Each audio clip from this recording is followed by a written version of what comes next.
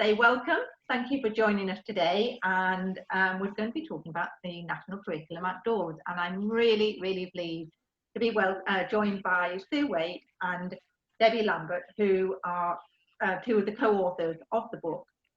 Though this has been really well received, the book. I know we've had lots of feedback from people who have bought it and thoroughly recommended it, so it's absolutely great to have you, Sue and Debbie, with us today.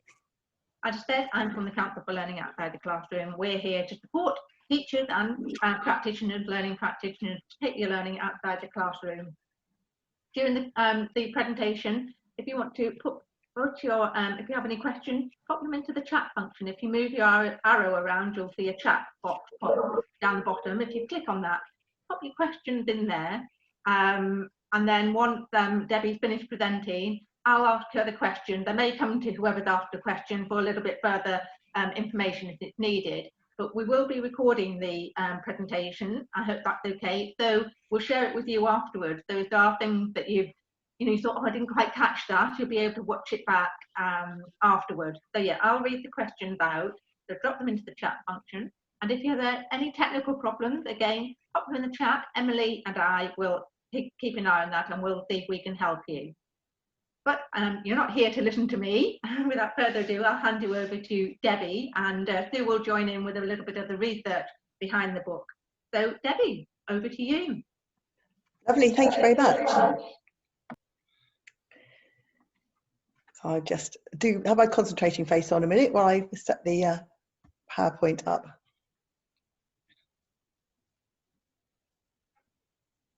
Okay, hopefully everybody can see the PowerPoint now. Is that okay, Emily? Yeah, that looks great. Thank you. Excellent, lovely. So, welcome to the National Curriculum Outdoors Meet the Authors session. I'm Debbie Lambert, speaking initially. Sue's going to be joining in very shortly. I'm not going to hog the limelight here. But basically, what we're going to be talking about, we're going to introduce ourselves as authors. We're going to talk about the research behind the content of the books, why the books were written and who they're for. We're going to give you an overview of the books, a quick summary overview of the books, how the books can be used both in schools and other learning outside the classroom settings, and then we'll have our question and answers session. At the end of the PowerPoint, there are a few links and references as well that we use in the books. But before we start, I want everybody to do this. I just want you to close your eyes a minute and go back in time to when you were a child. Right, ready? Take a deep breath. And as you breathe out, close your eyes and go back in time to when you were a child. Something that you were doing when you were a child. Where were you? Who were you with? What were you doing?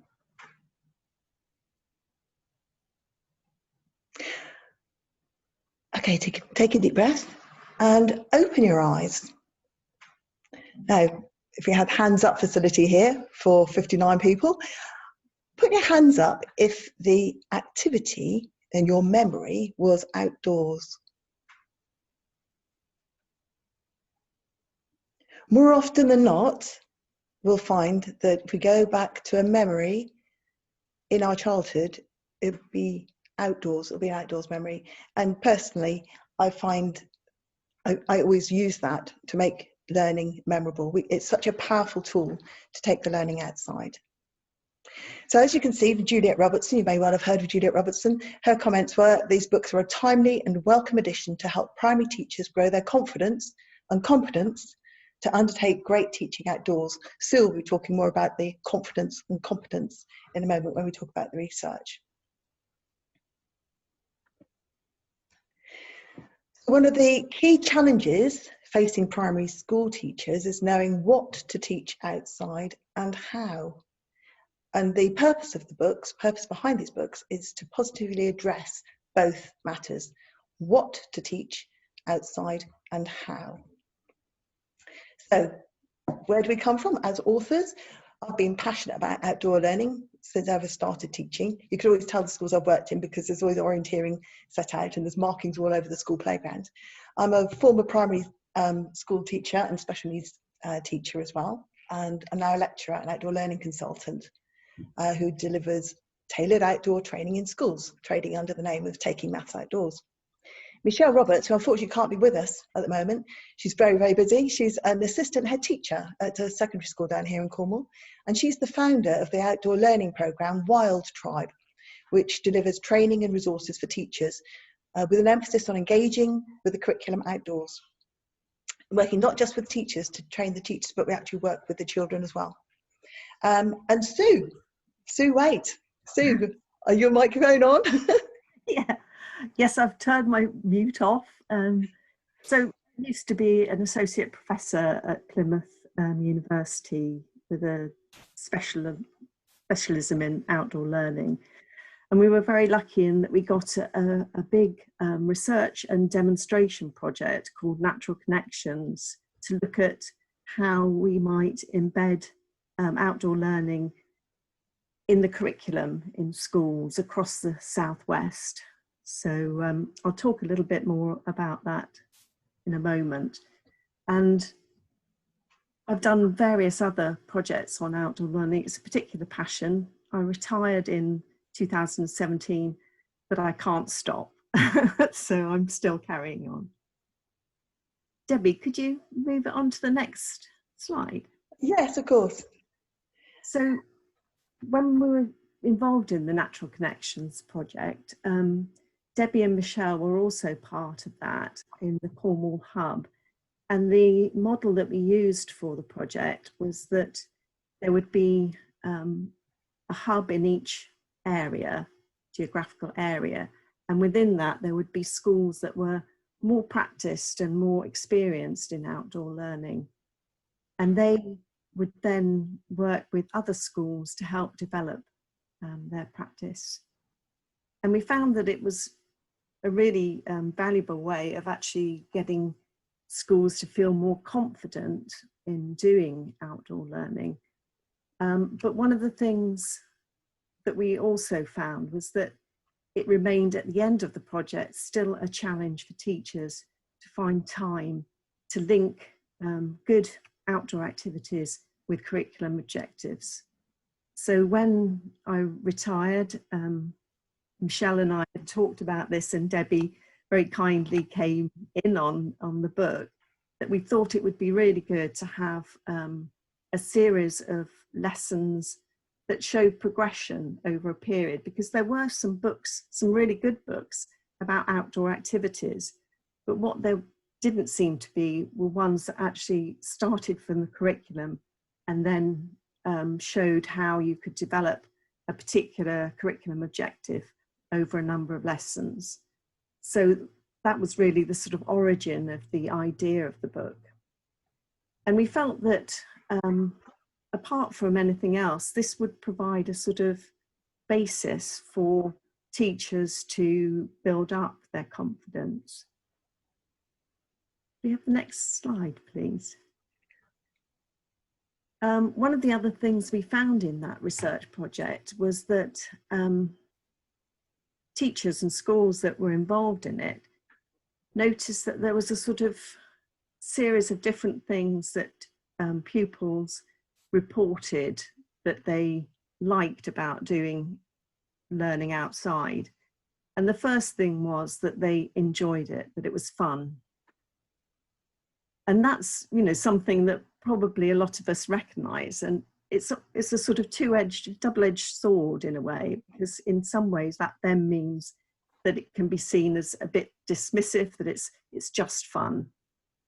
But actually that enjoyment led to increased engagement with the learning, so that children were more motivated to pay attention, to get involved, to get into a state of flow and really engaged with their learning.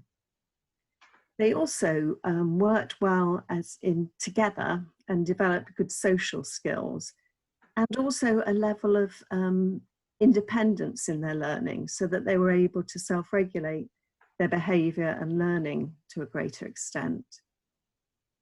And this then led to the experience of success, so that they,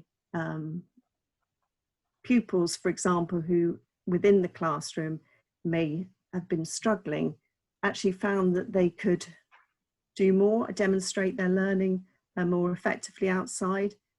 And this led to their well-being being enhanced and them feeling more confident. And that then led back into the classroom in raising attainment. So there was a sort of sequence of events and mutually reinforcing things. Next slide, please. So I think it's over to you now, is it? Thank you, Sue. That's great to hear it. So the book. So we wrote the books over a series of 18 months. All of the lessons in the books are being tried and tested. Bloomsbury decided they would like to have them as photocopyable lesson plans. And the idea was that the lessons can be taken both in your school grounds or local natural environments. Each unit of work took approximately 20 hours of writing. That's before we got to the publishing stage with Bloomsbury and doing all the editing involved in that. So there's obviously quite a bit of time saved for teachers in the production of these lesson plans. It's wonderful that they've been recognised as well. So we've been awarded the Learning Outside the Classroom Resource Provider Award, which we're very honoured to receive. And most recently, we've got the Creative Play Awards as a highly commended resource for teachers in schools, so which we're very pleased with. Since they only came out in June, it's quite, we're very, very flattered. We're very pleased, honoured. So, overview of the book. What are the actual books about? So they're basically a complete scheme of work for one term, consisting of 5 books. So there's the Key Stage 1 book, which includes Year 1 and Year 2, and there's full schemes of work for both Year 1 and for Year 2 in that book. So that's a bargain book, that one. It's got 2 years for the price of one. Then there's following books for Year 3, Year 4, Year 5 and Year 6, which provide an opportunity for a whole school approach to outdoor learning. They're research-based, the approaches and the content are research-based, and they're objective-led schemes of work for every curriculum subject, with 6 lesson progressions planned to last for about an hour and a half, showing how to take every subject outdoors. We chose to set them in the autumn term to provide a consistent point in the academic year from which to reinforce and build on previous learning experiences. So the Year 1 levels that we've worked at are based on the EYFS children just coming up. It's the first time they've been in Year 1. So for the Year 3 children, for example, they've just come up from Year 2, and so on up through the books. So having set it in the autumn term, it's enabled us to have a really structured and progressive plan. The books provide a step-by-step guide for teachers and outdoor practitioners. So anybody that hasn't taken up their outdoor learning, their learning outdoors before, it's very much a supportive book for those teachers to give you the confidence, knowledge and skills to try it out. Now, for those of you who are more experienced practitioners, you'll be able to dip in and dip out of the ideas, but by looking at what is done in each of the books, you can be assured that there's progression in skill and knowledge from Year 1 right through to Year 6, right across the key stage, which is what Ofsted is looking for. The objectives, the intent, using another Ofsted word, are clearly stated. The objectives are linked to the, obviously stated from the national curriculum, and they're revisited throughout the session and they're reflected on in the plenary. The implementation, or the how to do it, the methodology, is provided as a step-by-step or how-to guide in each progression. First do this, then this next, etc. And the books, as I said, have been carefully planned to show progression of knowledge and skills across lessons, across the series of lessons, and across the key stages. There are loads of ideas out there, lots and lots of ideas, but what we really wanted to do was to show that you can do quite challenging things at year 6 and easier things that still have elements obviously of challenge for the year 1s. We use learning outcomes and assessment of impact to provide an informed approach to outdoor learning practice. And in this way, using Sue's model, we can raise attainment through the use of questioning and opportunities for assessment for learning. And these are done in the plenary and back in the classroom sessions. There's questioning, as I say, throughout. So the key, one of the key things that the books offer is clear progression, as I've just emphasised. So here's an example. So for in English, for example, at Key Stage 1, at year 1, is most of the English is based on the senses. Okay, so you're developing a sense of space. So in year 1, you have sensory exploration. I'm using poems and short stories. Gruffalo, for example, is used. By the time you get to year 3, you're developing a sense of place. So you're starting to create recipes, kennings, poetry, haikus. And you're using the setting as a performance venue. Again, you get to year 4, you're continuing to develop creative writing and storytelling skills. And by the time you get to year 6, you're starting to use Robertson Crusoe, which is quite a challenging text for year 6 children to use, which is based on diary writing. You're introduced to figurative writing, narrative distance, for example. And it's all based on survival skills. And there's poetry in there as well. So for art and design, this grid, by the way, this is downloadable from the National Curriculum Outdoors Facebook page and from Bloomsbury. This is an overview of the whole series of books. So going back, so for art and design, in year 1, for example, you're exploring colour, pattern, texture, line, shape and form, using drawing and painting, and a bit of sculpture therein as well. And then as you go through year 3, you're exploring place and space. You're exploring place perception at year 4, and by the time you're getting to year 6, you're going into abstract. So you're starting to try and capture the spirit of a place. What is it about your setting that you can capture that communicates the spirit of the place to somebody else? So you can see there's just a couple of examples of how progression works through the series of books. So how the books can be used. The books provide a foundation for a whole school approach.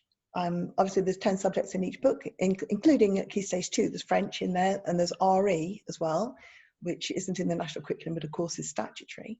And progression is shown right through, as I said, from year 1 to year 6. So you've got a foundation there for a whole school approach if you want to adapt it, or even adopt it. So we've got a step-by-step guide to delivering the curriculum subjects to support new practitioners, but you can adapt what's there, what's in the books for more, if you're more experienced. The ideas in the books can be fully adapted and tailored to school settings, to the number of staff or your staff experience, and the child experience as well, and the sport that's available.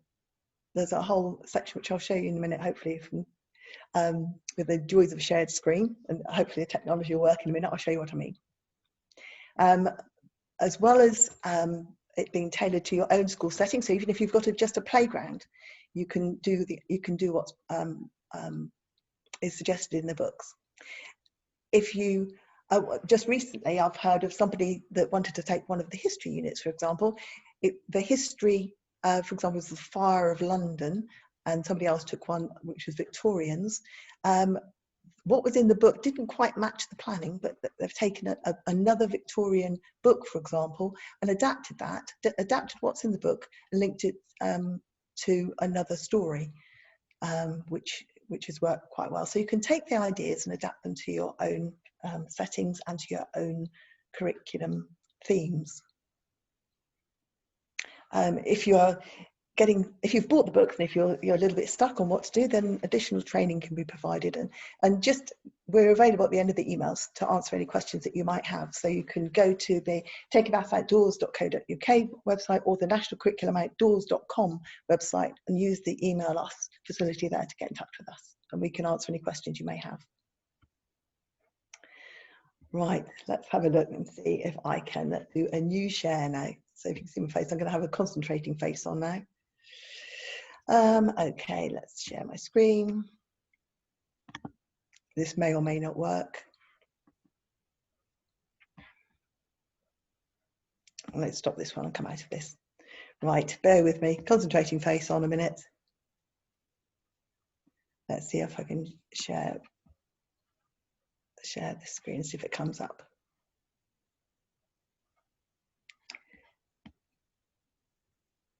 Nope, that's not coming up. Let's have a look.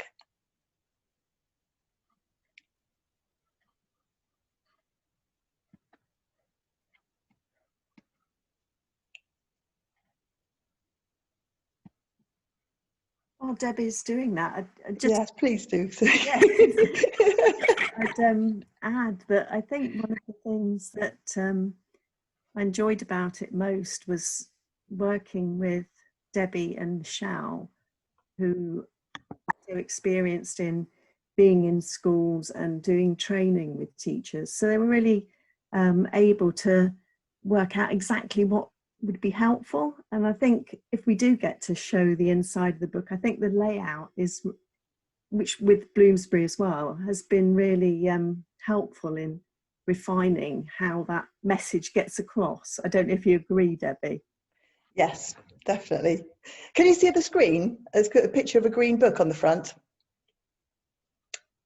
Is that happening at the moment? Yeah, Debbie, we can, yeah.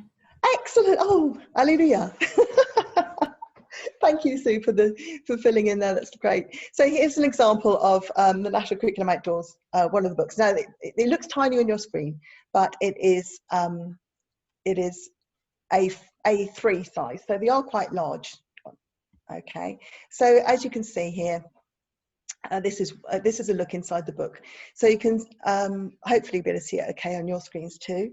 So the contents page is virtually the same for every book. Obviously the year will change. So you can see on here within the introduction, for example, which is brilliantly written by Sue, you've got the why teach outdoors for each of the year groups. With assessment, a whole section on there on assessment and adult roles, for example. And then Michelle wrote the health and safety outdoors, including tool use, etc. Although there is guidance in the book for using tools, we do recommend that you go on a course, have some training before you start lighting fires and using tools with children. So there you can see the subjects that are covered within each of the books there. Language is included in French. It's French for year 3, 4, 5, and 6. It's not included in the Key Stage 1 book, although you could always do languages for year 1 and 2 if you would like to. So here you can see the introduction to the book. Just have a little bit of a flick through. There will be links on the PowerPoint so you can have a look at this yourself. It's actually a downloadable link that you can have a look at yourself. So there's a step-by-step methods on lighting fires and tool use and cooking on the fires. And here's an example of one of the overviews, for example. So here we've got the English. So you have at the front of every book, every unit, sorry, you've got a summary overview that shows you what's going to be happening in lessons 1 to 6. For every lesson, you've got preparation and resources. We've tried to keep the preparation as minimal as possible, and we try to keep the resources to what you would have in school already and would be readily available in your school grounds, such as sticks and leaves, for example. The lesson objectives are clearly linked there, and the national curriculum content is specified. The adult roles are there too, and it normally starts off with a warm-up. Now, if you've only got 20 minutes or half an hour to go out, you can just go outside and just do the warm-up ideas. If you're lacking a bit of confidence and you just want to try out something, have a go at the warm-up ideas. there's a section there which point you towards health and safety as well, so that it's always important to do your risk assessments. Risk benefits, I call them, risk assessments. Risk assessments are there to support you to take your learning outdoors, not to put you off. Okay, just some simple considerations. So there you go. There's one of the art and design. It's one of the last progressions in the Year 3 book. Again, you've got preparation, you've got the lesson objectives there. There's a few photographs there. If you go to the National Curriculum Outdoors Facebook page or join that, you'll find a download of PowerPoints where you can access all the photographs that we didn't have space to put in the books. And here you can see an example of what the main activity would be. So you've got the warm-up ideas, you've got main activities, which has got an introduction, then you've got various challenges. Some of the lessons have got more than one challenge. And there's extensions often put in there too. There's a plenary to focus on assessment for learning and evaluation as well, and follow-up. Quite often there's a back in the classroom activity to do as well. Okay, so there's an example there of progressions. Now, what's also useful for those of you that might be doing some research, we've included our bibliography, so all of our references are in the back of every book, so that if you wanted to check up on anything, or if you want doing your own research, as I said, then that's quite a useful resource as well. Okay, let's have a look. I should stop sharing now.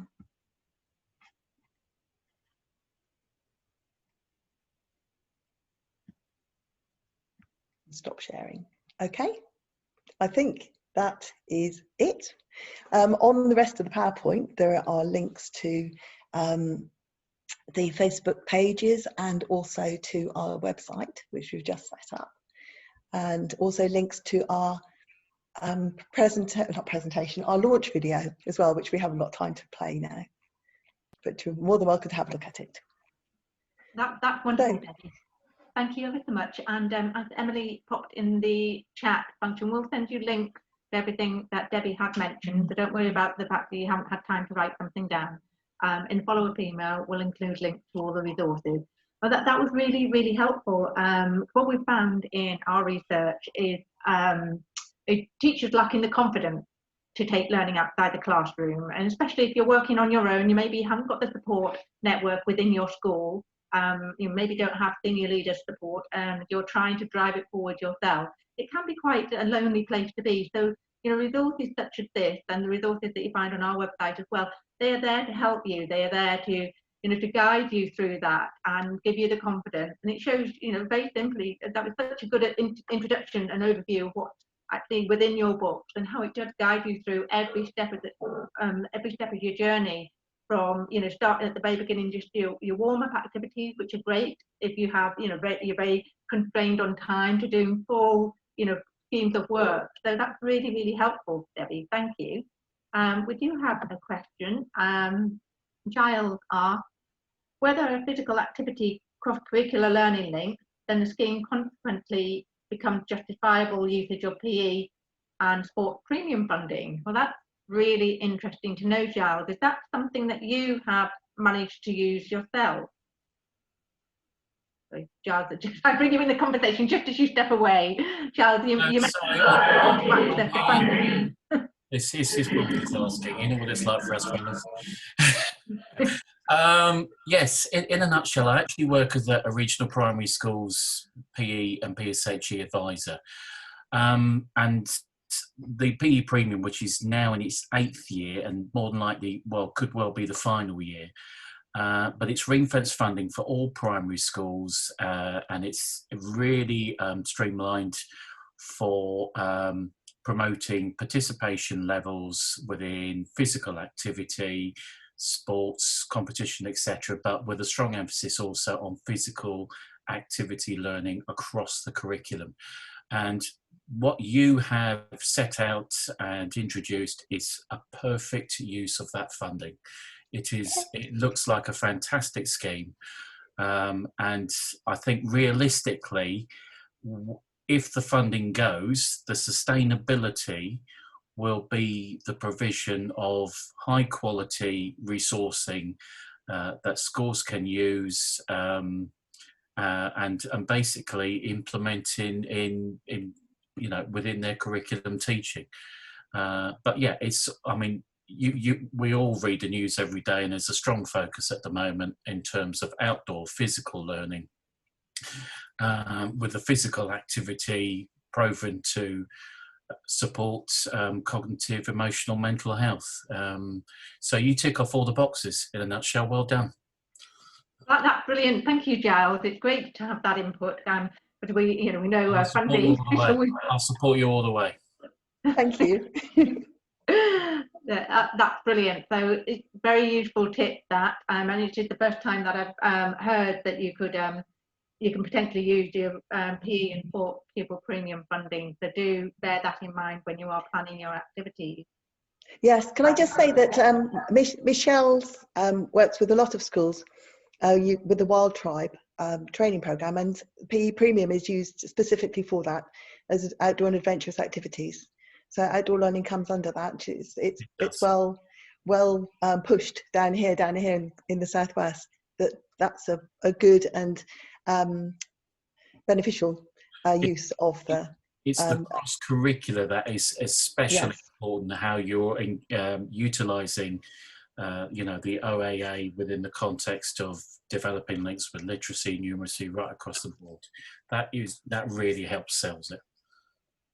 Yes, and Dawn mentioned that the Forest School Association, which again, yes, we're working with them, campaigning for a new nature premium funding along the same lines as sport premium. So, and that campaign just beginning to gather a bit of momentum, but I think there is a recognition that the outdoor environment and the value it can play in supporting the health and well-being of young people.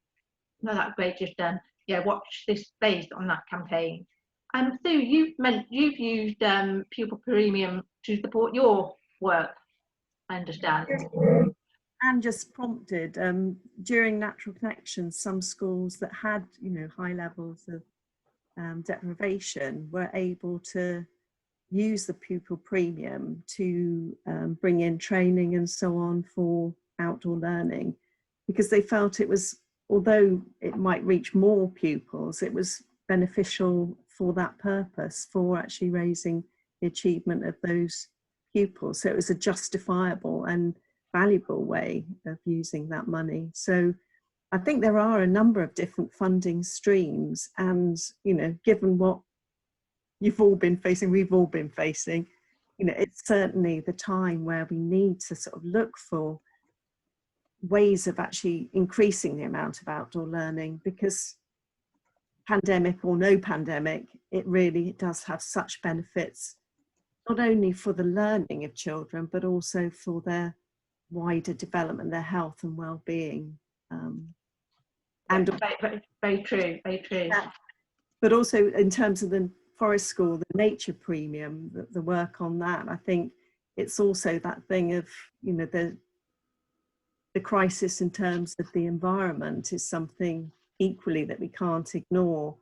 And the fact that outdoor learning can tick all these boxes right across the board without taking more time, it's achieving so much. I mean, I think that's the thing, that the reason why we wave the flag so vigorously for it is that it's just such an amazing tool for schools to do good things for all the pupils. So yeah, and so thanks, Giles, for raising that. That's great, thank you. Debbie had also mentioned that pupil premium and catch-up premium, which is what was introduced just after summer, has also been used for small group interventions. So that might be another avenue to explore as well in terms of funding for the work. Sally has asked, will you write, or do you know of a book for earlier foundation stage that shows progression and curriculum linked? It's been interesting. I've been asked a lot of this on the Facebook page, and we have mentioned it. Apparently, Bloomsbury have got one in the pipeline, but I'm always got plans to do things. What about you, Sue? In the year one book, I'm not sure if you can see it there. But in the year one plans, the early learning goals are mentioned there, referenced, because of course some of the children would have come up from EYFS, and they might not have achieved all of their early learning goals. So for that reason, to differentiate, we do actually include the ELGs in the curriculum links as well. But Sue, early years, we also think about secondary school. There's been quite a call for secondary school book as well.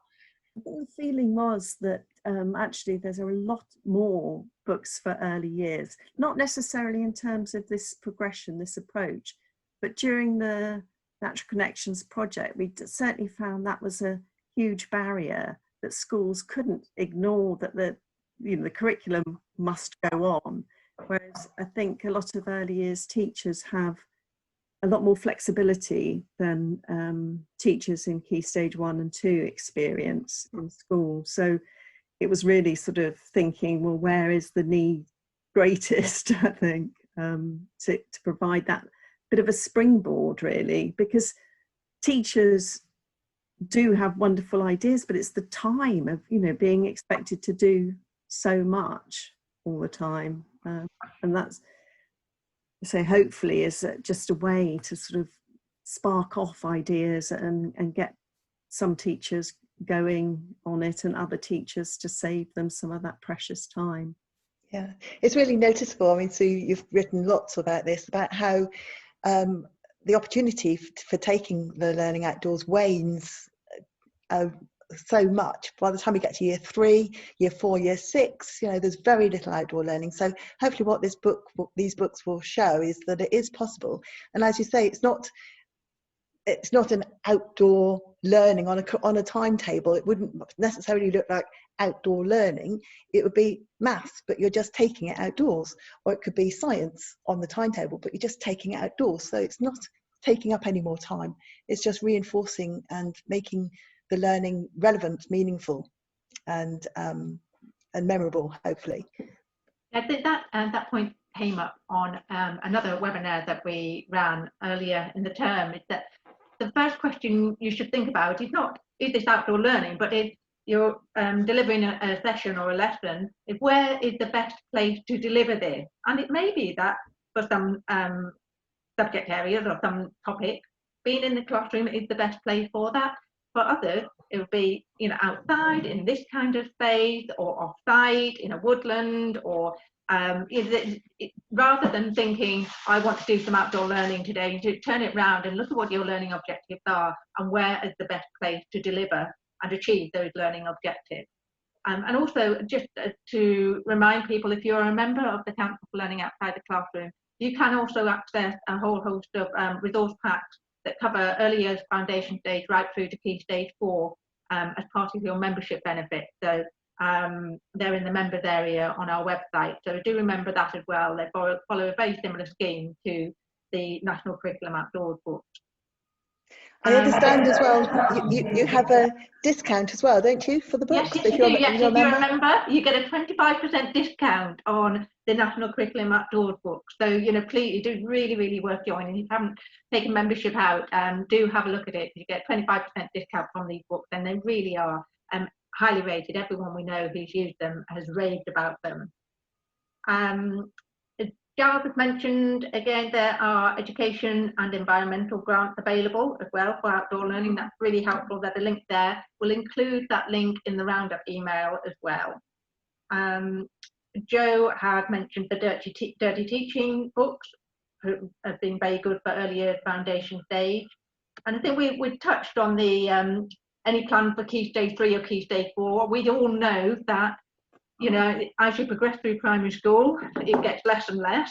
As you go into secondary school or high school, it falls off a cliff, learning outside the classroom. It really does. So, anything that we can do to encourage or inspire teachers at secondary school level to take learning outside the classroom. We did do a webinar about that, and we had some providers and secondary school teachers talking about what they do. It tends to evolve more around the residential visits, residential experiences or off-site visit side, as opposed to part of the standard day. So I think that that's been really helpful. Is there any other questions? Anything people would like to ask Debbie or Sue while they're here? I mean, Sue has, you know, years of research behind her and experience in developing learning outside the classroom and understanding its impact on young people and how it can work. If not, yes, Sue, yes. On my screen, Barnacle has got her hand up. I don't know if that's intended or no. I didn't want you to miss out, Jenny. I would just say that having been a head teacher, I was a head teacher of St Andrew's Primary School, North Pickenham in Norfolk, and we're one of the first schools to take the 6 principles of nurture across the whole school in 2002, and also an early years practitioner. But as a result of that, we changed the curriculum to meet the needs of the children. So it was majority of it was through the outdoors. And it was because it was about the developmental needs of the children. So we were also at the same time, Norfolk was one of the forefront of the forest schools, so we sort of ran alongside it. One of the key things was that we assessed, the reason we took the 6 principles was that we assessed every child in the school I've been there since 2000 and we still weren't meeting their needs, and we assessed every child with the Boxall profile. And as a result of that, that's identified that they needed those 0 to 3 experiences. What it did for us was also show those that needed more individual support and the use of the outdoors. So it was also a way of measuring impact of our type of curriculum we offered. So when I'm listening to you, and I work for Nurture UK, and we've always backed nurture groups, but actually there's more and more evidence about children needing to be outside, but also those that go out using the Boxall profile to assess, and those that can cope in a group, those that need one-to-one. So I think seeing this, and I've always worked that when you're planning your objectives, you link the national curriculum objectives. The national curriculum, it can be nurturing. So it's great to hear one of my deliveries I do is the national curriculum, it can be nurturing, and the emphasis is on outdoors because most of them don't get outdoors enough. So, but actually working with the UEA, PGC students, it's giving them the confidence, I found, exactly like you, that it's okay to go outside, because they, over the recent years, they haven't had that experience themselves, and then they're going into classrooms because they've not experienced it in their childhood or their schooling. Then how do they know how to do it? So yes, so it's that spiral of learning, isn't it? So that's all I want to say. So but very strongly, everything that we did outside was linked to the assessment of the children's wellbeing through the Boxall profile. So I'm interested in, I could do this and add that Boxall profiles in schools into it as well. So thank you very much. Thank you, Jenny. I just That was great. Thank you ever so much. Sorry, another comment came up about the curriculum for excellence. And we actually have, very kindly, Natalie White from Scotland has actually done a conversion table, which is with Bloomsbury at the moment. And it maps all the content of the books to the curriculum for excellence objectives and so on. It's a fantastic piece of work. And that should be coming on board. Well, they promised us before Christmas, so fingers crossed. But we've had interest also from other countries, other places, in possibly doing that mapping. And so, if anybody is interested in that sort of thing for other places, we'd certainly be happy to talk about it. Yes, I know we were really approached for somebody from Wales as well. There was mentioned that somebody wanted a conversion table for Wales for the Welsh curriculum as well, but I think that's under review at the moment. I think there's another curriculum coming out quite soon, so we thought we might wait for that.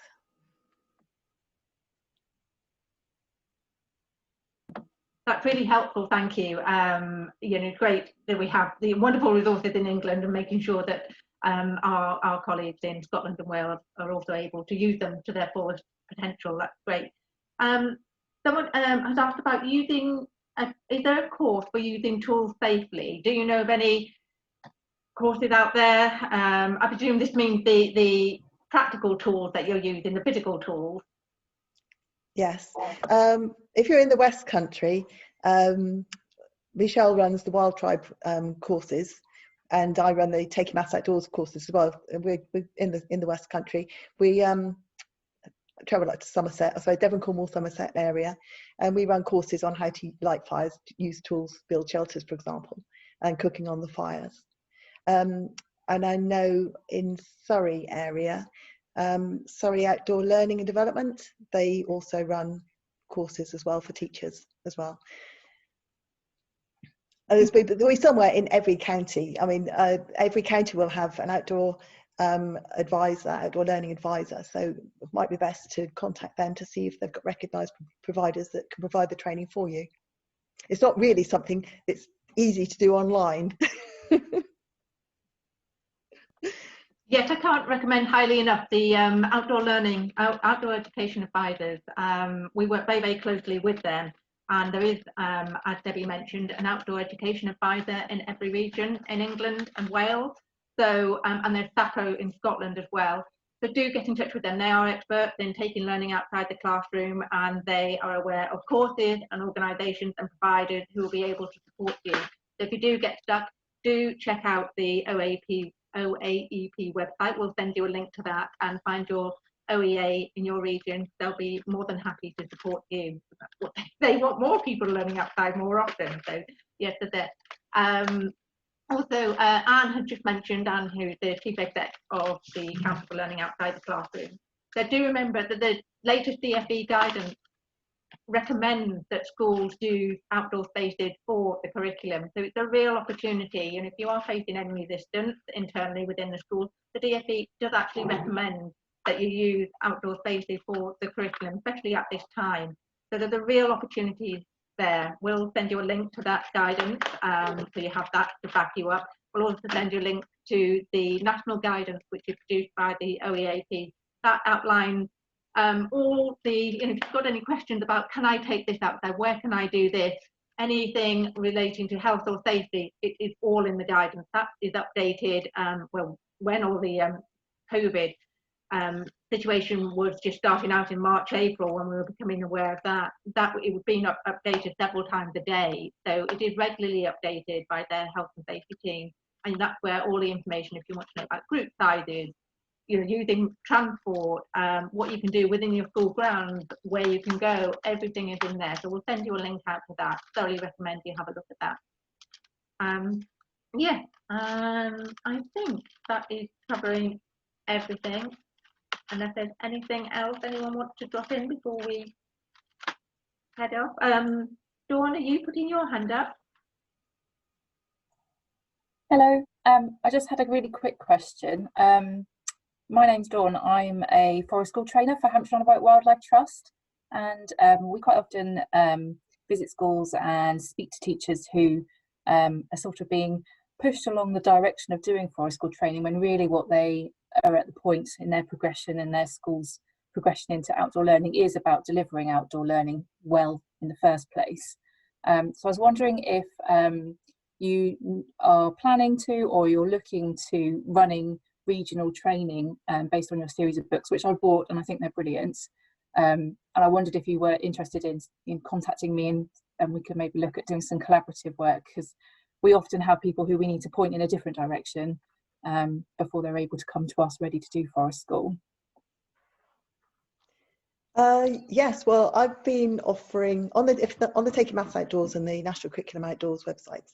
There is training available, some of which is online, but I much prefer having an experiential course.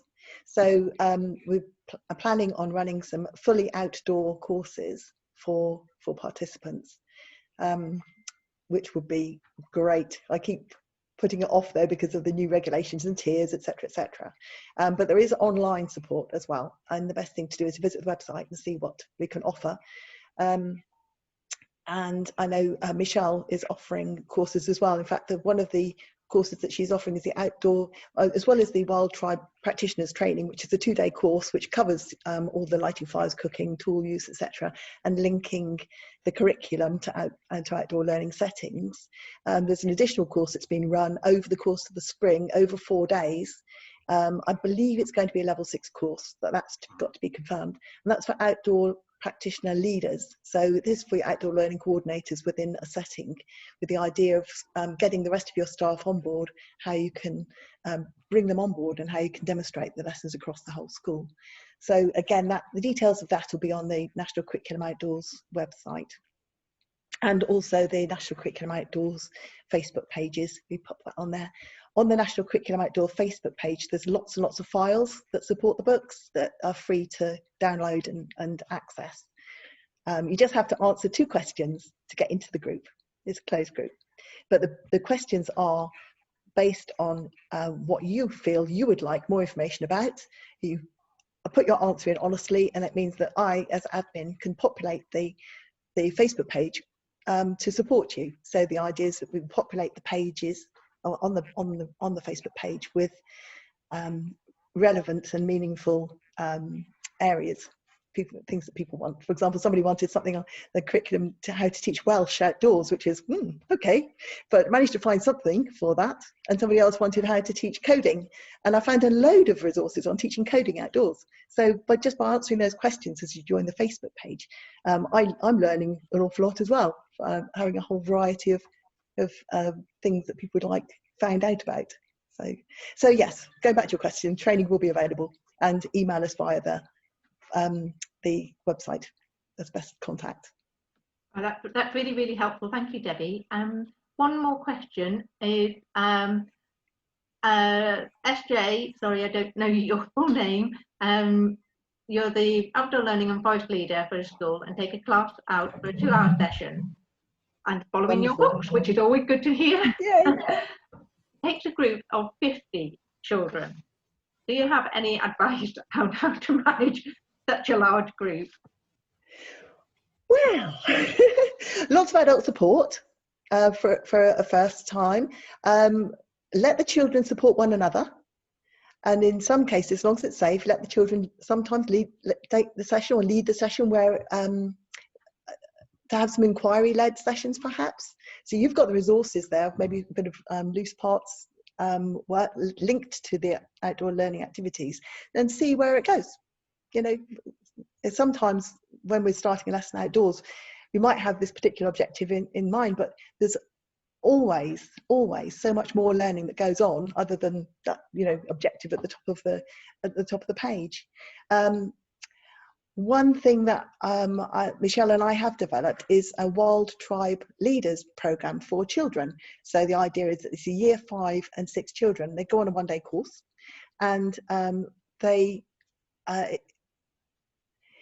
it supports them to help younger children during playtimes and at lunchtimes, and it could possibly be during the lesson as well, to support younger children in learning in the outdoors. So the programme, again, you can find that on the Wild Tribe links, which are on the National Curriculum Outdoors page. I hope that helps, because I know I wouldn't like to be faced with 50 children and having to 50 children. that size. 50 children is a lot. You need a lot of support. I mean, I've had groups out there. I mean, having a class of 35 is a challenge. So, you know, it's nice to work in groups of pop into groups of 12, but you know, I've been outside with 35 children, and we still get a lot of outcomes, positive outcomes. That's really good, and thank you. Hope you got something from that. I think we're nearing 5 o'clock, so we'll draw it to a close. Thank you so much, Sue and Debbie. This has been such an informative session and really, really helpful. Just remind everyone that membership for the Council for Learning Outside the Classroom, you get 25% discount from these books. You can also access a whole wealth of resources as well on our website as a member, which takes you through lesson plans, activity ideas, etc. So, and you also have the LOTC mark, which if you're a school, gives you a framework to help work through how you can embed a culture of learning outside the classroom throughout the whole school. That's an accreditation that recognises your commitment to learning outside the classroom. Thank you again to Sue and Debbie. Thank you to everyone else who had joined us today. I hope you found it useful. We will be launching a new series of webinars in the spring term, so I hope you all have a very happy and restful Christmas when we get there, and I very much look forward to seeing you again in January. Thank you. Thank you very much.